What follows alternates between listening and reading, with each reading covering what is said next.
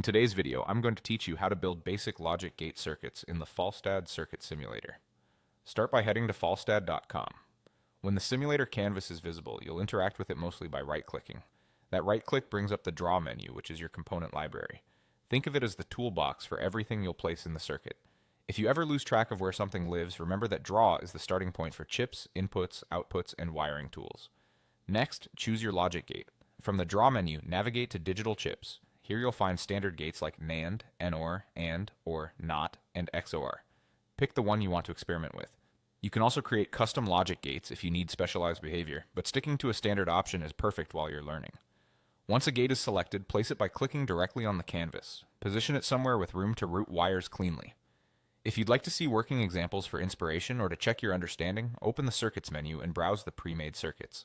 Studying those layouts can help you adopt good wiring habits and learn common patterns.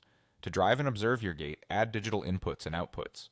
Right-click the canvas again to open the Draw menu, then go to Inputs or Outputs. Choose a digital input for your signals and a digital output to monitor the gate's result. Place the inputs near the gate's input pins and the output near its output pins so your connections stay tidy. Keeping components close reduces wire clutter and makes your logic easier to read at a glance. Now wire everything together. Use the drawing tool to connect components. Click on a pin, drag to the destination pin, and release to create a wire. Wires will snap to pins when you're close, which helps avoid floating connections. If a line doesn't attach, try dragging again until it snaps into place. Route wires with short direct paths and avoid unnecessary crossings to keep the circuit clear. Finally, if you need to adjust anything, right-click a component and choose Edit. This is where you can modify available properties such as labels or configuration options to keep your design organized and meaningful. When you're done, take a moment to check the layout.